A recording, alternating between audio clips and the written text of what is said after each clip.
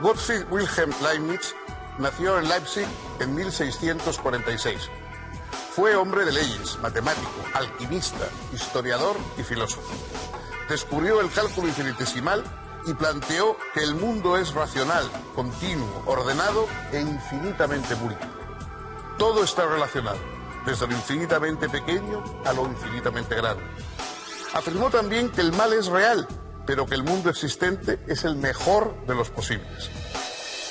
Gottfried Wilhelm Leibniz nació en Leipzig, Alemania, en 1646, cuando estaba concluyendo la Guerra de los 30 años. Su padre fue profesor universitario. El joven Leibniz cursó sus estudios elementales en la Nikolai-Schule y desde muy temprano llamó la atención por su despierta inteligencia y su increíble capacidad de aprendizaje. Ya a los 13 años, por ejemplo, compuso un extenso poema en hexámetros latinos.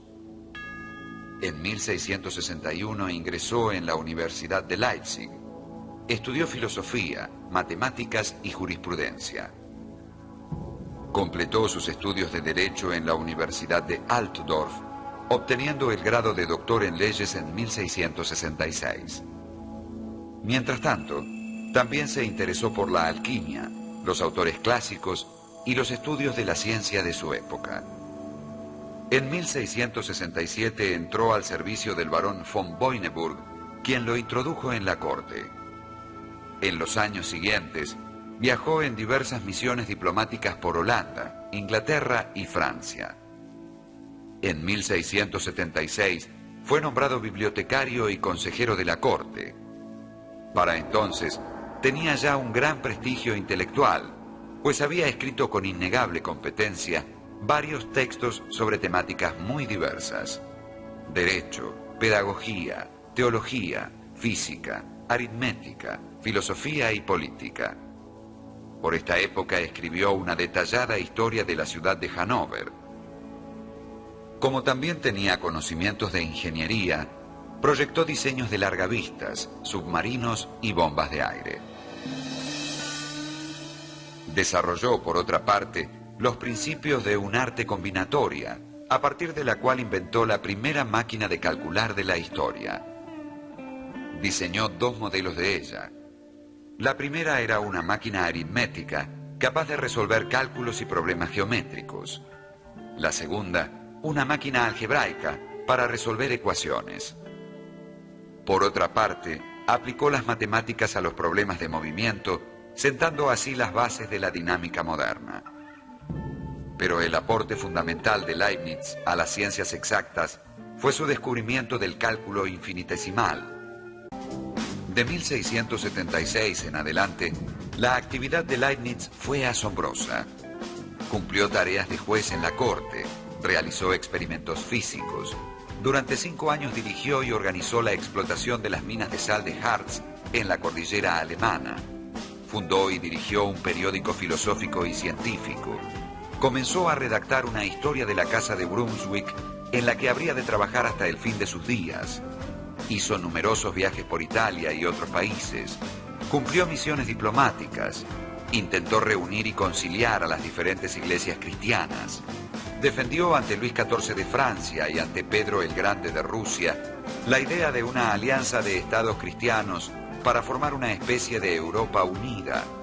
Convocó a los científicos a unir sus esfuerzos en la confección de una enciclopedia que reuniera todo el saber de su época. Fundó la Academia de Ciencias de Berlín y escribió numerosos textos filosóficos, generalmente breves y de ocasión. A través de esos textos conocemos el pensamiento filosófico de Leibniz, profundamente racionalista y optimista. El prestigio de Leibniz se extinguió a principios del siglo XVIII y sus últimos años fueron duros. Al morir la reina Sofía Carlota, a quien lo unía una cálida amistad, en 1705, el filósofo cayó en desgracia en la corte prusiana. Poco después, se vio envuelto en una molesta discusión con los físicos ingleses que reclamaban para Newton la prioridad del descubrimiento del cálculo infinitesimal y que arrojaron sobre él la sospecha del plagio. A consecuencia de esta situación, en 1710 sus colegas lo reemplazaron en la presidencia de la Academia de Ciencias de Berlín. En 1714 también se vio envuelto en algunas situaciones incómodas con los jesuitas y las autoridades protestantes que recelaban de su fidelidad. Todo esto lo fue aislando cada vez más. Murió a los 70 años en 1716, la noche del 14 de noviembre, mientras conversaba con su médico sobre temas de alquimia. Leibniz es muy conocido en la historia por sus aportes a la matemática. Y uno de ellos fue el desarrollo de los principios de un arte combinatoria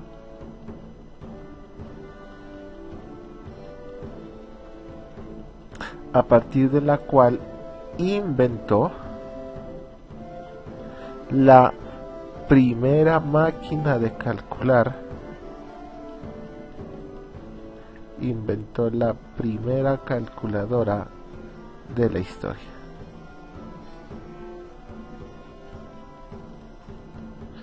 Que es la que podemos ver en la ilustración.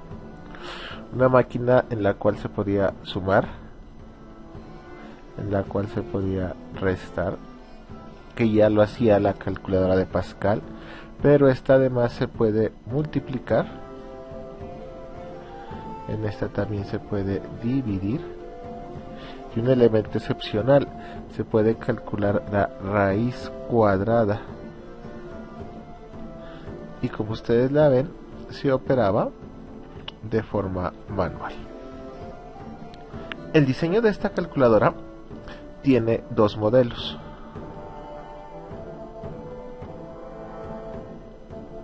En un primer modelo, este es capaz de resolver problemas geométricos.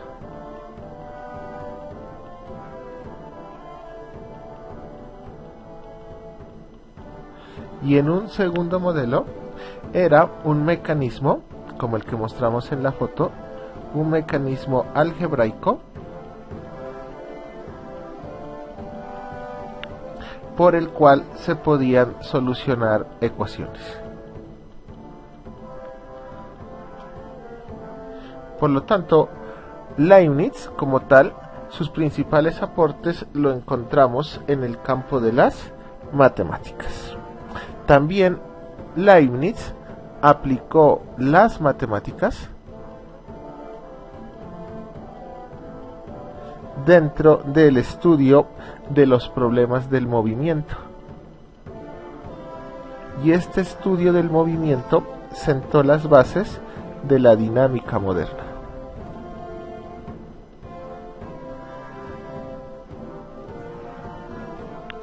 Pero el aporte fundamental por lo cual se reconoce a Bacon dentro de las matemáticas, el aporte fundamental que Bacon le hace a las ciencias exactas se encuentra en el descubrimiento de lo que se conoce como el cálculo infinitesimal.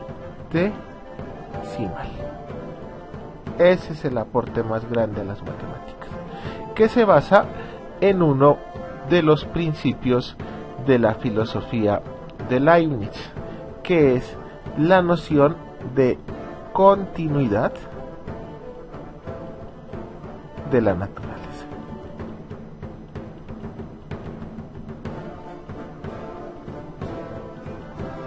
La noción de la continuidad de la naturaleza. No hay discontinuidad en la naturaleza. Todo está relacionado, desde lo infinitamente pequeño a lo infinitamente grande. El cálculo infinitesimal no es más que la expresión matemática de esa continuidad. y porque todo está relacionado, nada es sin por qué. Todo lo que es tiene su razón de ser. Esto es lo que expresa el segundo principio fundamental del pensamiento de Leibniz, el de razón suficiente. Es decir, que todo tiene alguna razón, todo tiene algún sentido. Por lo tanto, para Leibniz no existe la discontinuidad, no existe ninguna desconexión entre los elementos del universo. Todo está profundamente relacionado. Cada cosa se relaciona con los demás, desde lo infinitamente más pequeño a lo infinitamente más grande del universo. El cálculo infinitesimal no es sino, según Leibniz, la expresión matemática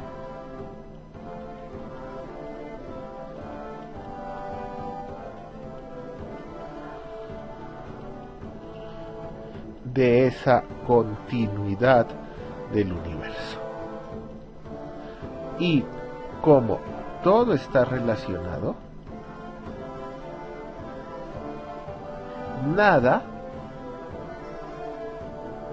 carece de un porqué.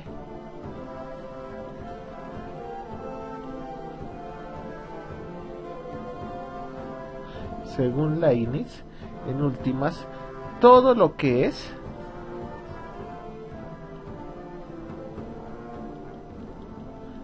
tiene su razón de ser. Este planteamiento en la filosofía de Leibniz va a recibir el nombre de principio de razón suficiente.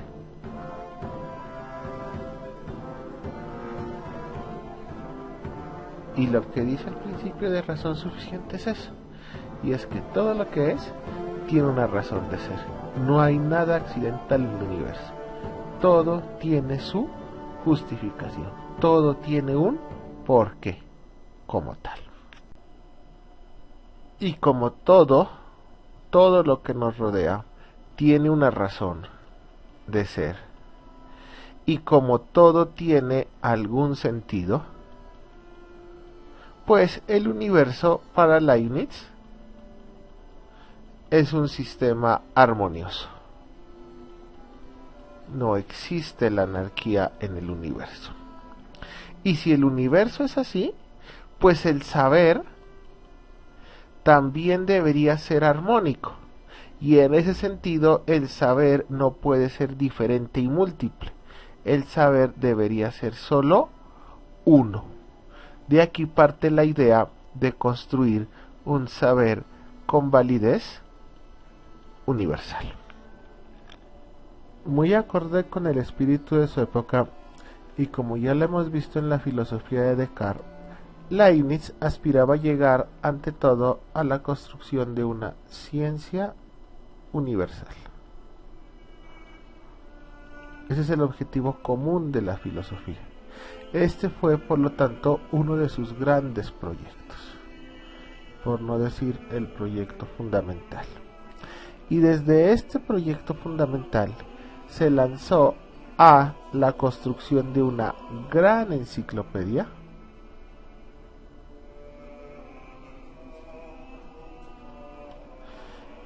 que tratase de todas las ciencias humanas.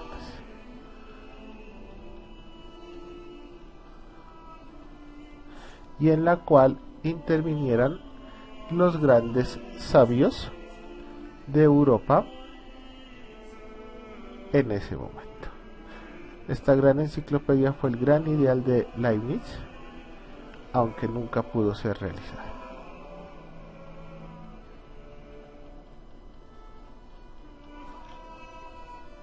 El ideal anteriormente expuesto de la construcción de una ciencia universal también le exigía iniciar la construcción de un proceso de un camino que le permitiera al hombre ser capaz de ordenar sus ideas. De tal forma que, en lugar de vivir pensando, en lugar de pensar como lo hacemos muchas veces, equivocándonos, y en lugar de pensar como lo hacemos muchas veces, fallando, el hombre pudiera, a través del pensamiento, calcular, como quien calcula un problema matemático, para poder encontrar una solución perfecta a los problemas fundamentales de la vida. Entonces Leibniz quería que, así como la matemática resuelve los problemas matemáticos, la filosofía pudiera llegar a obtener soluciones tan perfectas que también pudieran aplicarse a la vida.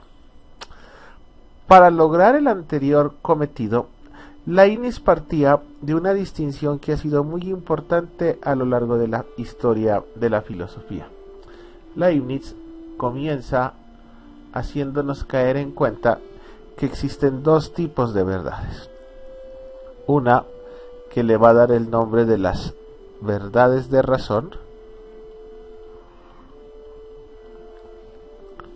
que son totalmente a priori, o sea, independientes de la experiencia, y hay otras que Leibniz las llama verdades de hecho,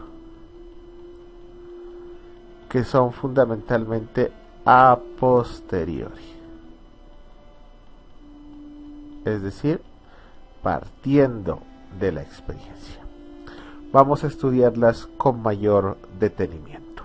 Él parte de una distinción muy esencial en su pensamiento y que luego ha sido muy importante a lo largo de la historia de la filosofía entre las verdades de razón y verdades de hecho.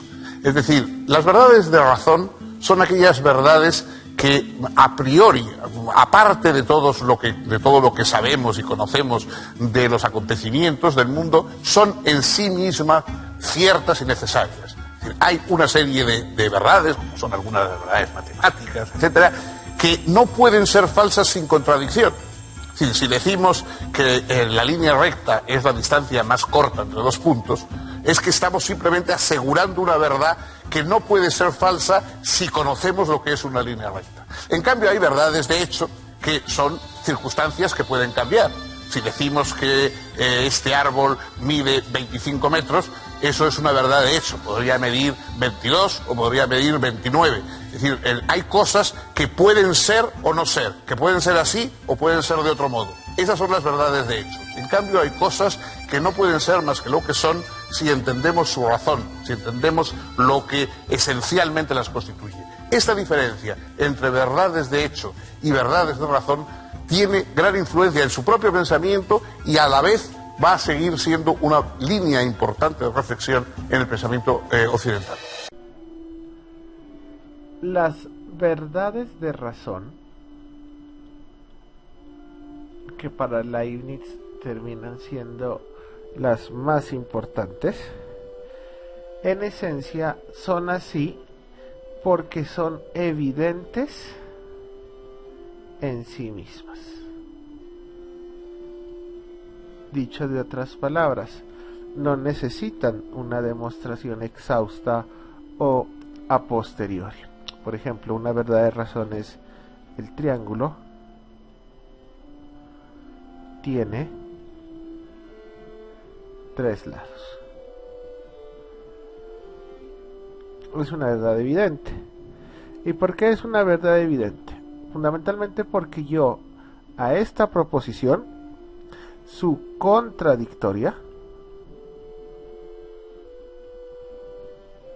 o sea, una afirmación que contradiga esto, no se puede concebir como verdadera. O sea, yo no puedo concebir un triángulo que tenga 4 lados. Ya dejaría de ser triángulo como tal. Y por el otro lado, porque las verdades de razón descansan en un principio que se llama el principio de contradicción. ¿Qué dice el principio de contradicción fundamentalmente? El principio de contradicción dice que la negación de la proposición no puede ser verdadera al mismo tiempo con la proposición.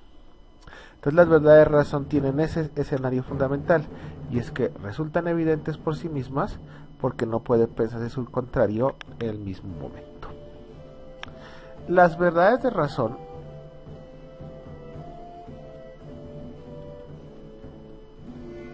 reciben también el nombre de proposiciones analíticas. Luego con Kant las estudiaremos de esta forma. Y la estructura de una proposición analítica es la siguiente. Para Leibniz, una verdad de razón, el predicado de la proposición está de una forma completa contenido en lo que se expresa en el sujeto. Ejemplo, vamos al escenario del ejemplo anterior. 3 lados. Sujeto, triángulo, que era nuestro ejemplo anterior. Cuando yo digo el triángulo tiene 3 lados, este predicado pues ya está contenido en el sujeto, porque yo cuando digo triángulo pues de inmediatamente estoy aceptando que tiene 3 lados. No podría contener 4, 5, 2 lados. Un triángulo, para ser triángulo, tiene 3 lados. Su predicado ya está contenido en el sujeto como tal. Las verdades de hecho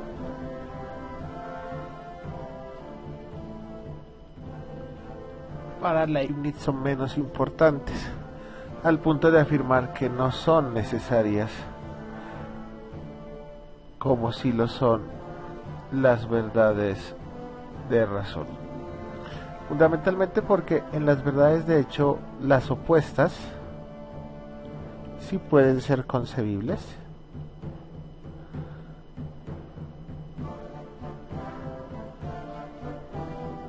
y porque es en ese sentido posible negarlas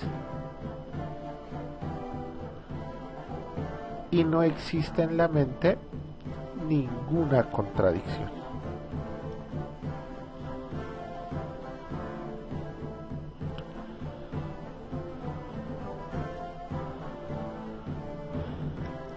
¿Cómo hacemos para identificar las verdades de hecho? Siguiendo su estructura, así como lo hicimos en las verdades de razón. No olvidemos que una proposición como mínimo tiene un predicado y un sujeto. En las verdades de razón habíamos dicho que el predicado estaba contenido en el sujeto. Aquí ya no. Aquí el predicado a mí me va a aumentar el conocimiento que tengo del sujeto. Por ejemplo, yo digo Juan tiene 1000 pesos. El predicado son 1000 pesos. El sujeto es Juan. Yo con decir Juan no sé que tiene 1000 pesos. Lo que me dice el predicado obviamente me aumenta el conocimiento que tengo de Juan, y desde esa perspectiva yo puedo pensar sus opuestos. Juan tiene 100,000 pesos. O sea, es posible negarlas y no existe ninguna contradicción como tal. El otro planteamiento apasionante de Leibniz es la comprensión que tiene sobre el universo. Y es que para Leibniz lo que nos rodea, el universo, ante todo es un sistema infinitamente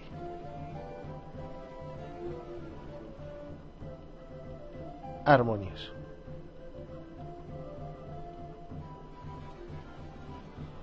Eso es el universo para Leibniz.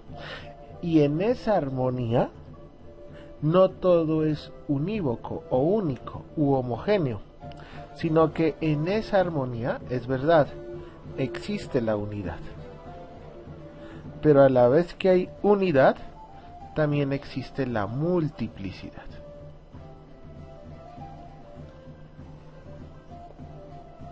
Y en ese sentido, lo que vamos a encontrar es unos procesos de coordinación y de diferenciación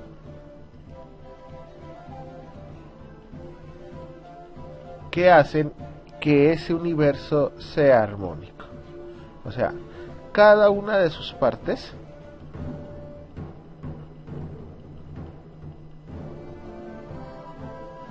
a pesar de ser profundamente diferente, cada parte, y eso es la multiplicidad, pero cada parte está coordinada, profundamente coordinada, y sabe lo que tiene que hacer.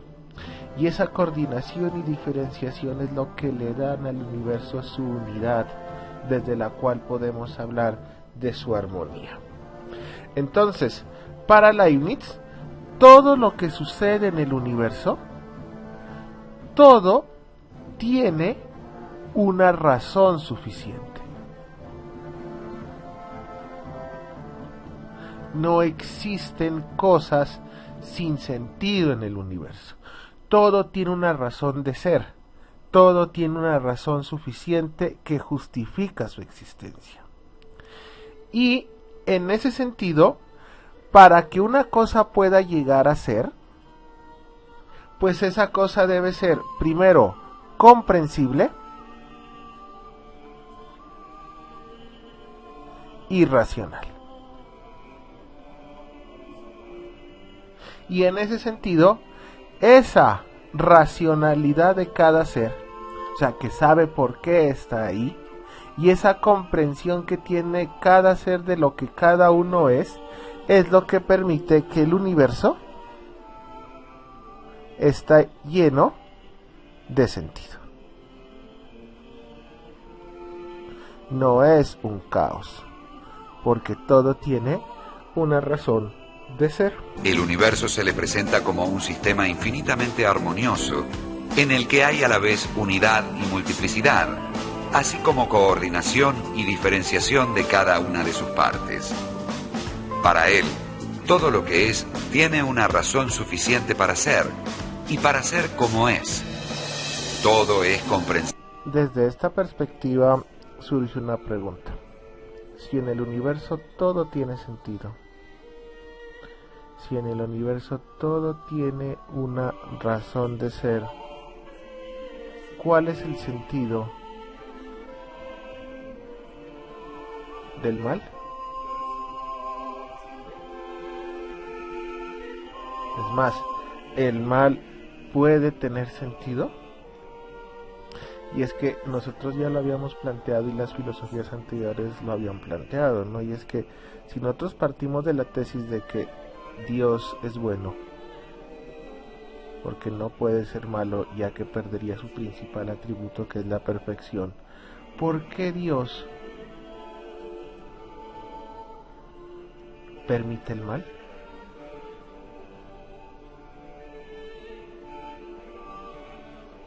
Es más, ¿puede Dios acabar con el mal?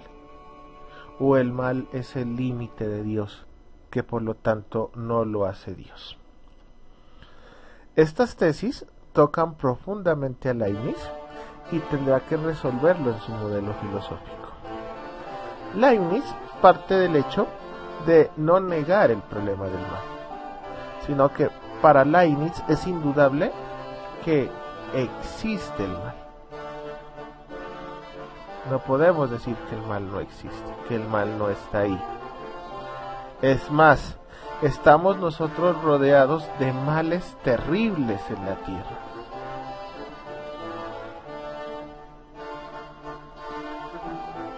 A nivel físico, a nivel geográfico, existen unos males muy terribles para el universo y para el hombre.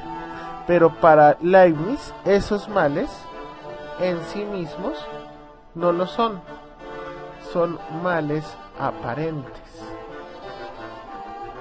Parecen un mal, pero no lo son. No niega que sean males, pero para Leibniz son aparentes porque esos males son necesarios para la existencia del mundo. Sin esos males, el mundo no podría ser. Esta problemática, Leibniz la abordó en una de sus obras titulada La Teodicea. En su Teodicea, Leibniz responde al problema del mal de la siguiente forma. Él dice: como Dios es omnipotente, o sea, lo puede hacer todo, está en todo lugar, y como Dios es sabio, Dios en su infinita sabiduría ha calculado, miren el influjo de las matemáticas en los racionalistas, Dios ha calculado todos los mundos posibles.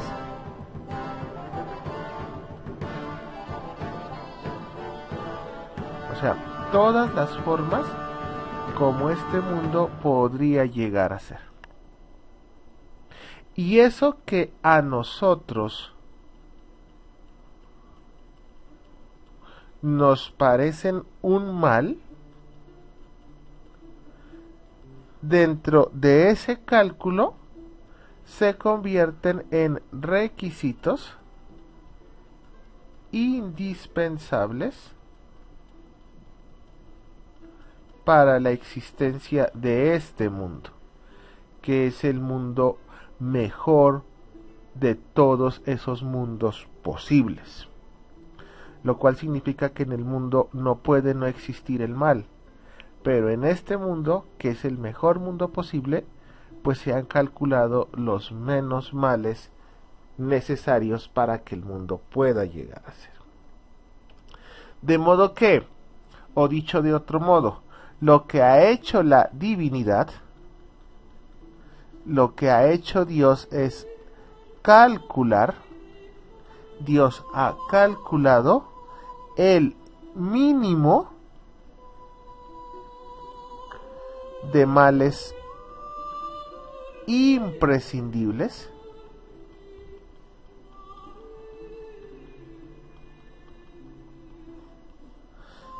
Dios ha calculado el mínimo de males posibles para que este mundo, el mundo y el universo que nos rodea, pueda funcionar y pueda llegar a ser. En conclusión, para Leibniz, el mundo en el que vivimos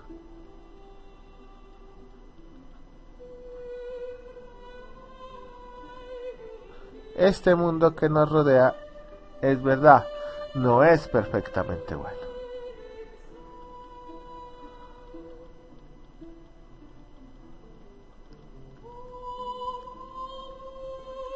Pero, sin embargo, es el mejor mundo posible.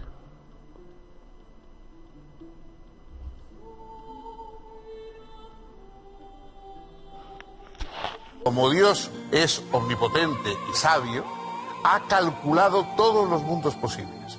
Y eso que a nosotros nos parecen males son requisitos indispensables para que el mundo pueda ser. Si no fueran esos males tal como son, el mundo no podría existir.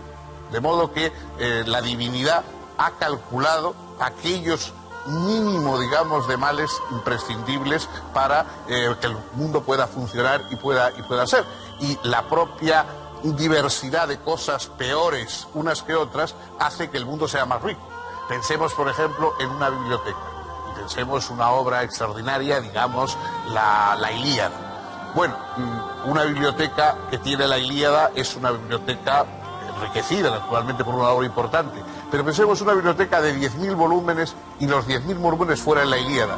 sería una biblioteca inferior a otra que tuviera la Ilíada y otros 9.999 volúmenes que fueran de obras inferiores a la Ilíada, pero distintas. Es decir, lo que nos parece una deficiencia, no todas las obras son tan buenas como la Ilíada, en realidad es un enriquecimiento, porque así hay una diversidad que de otro modo no existiría. Para Leibniz, el mundo en que vivimos no es perfectamente bueno, pero es, sin embargo, el mejor posible. Puede apenarnos que el lobo coma al cabrito, pero si no hubiese lobos, la población de cabras crecería sin límite, acabaría con toda la comida, desertificaría las planicies y entonces todas las cabras y sus cabritos morirían. Es preferible, pues, que haya lobos y que se coman a algunos herbívoros y que de esa manera mantengan el equilibrio.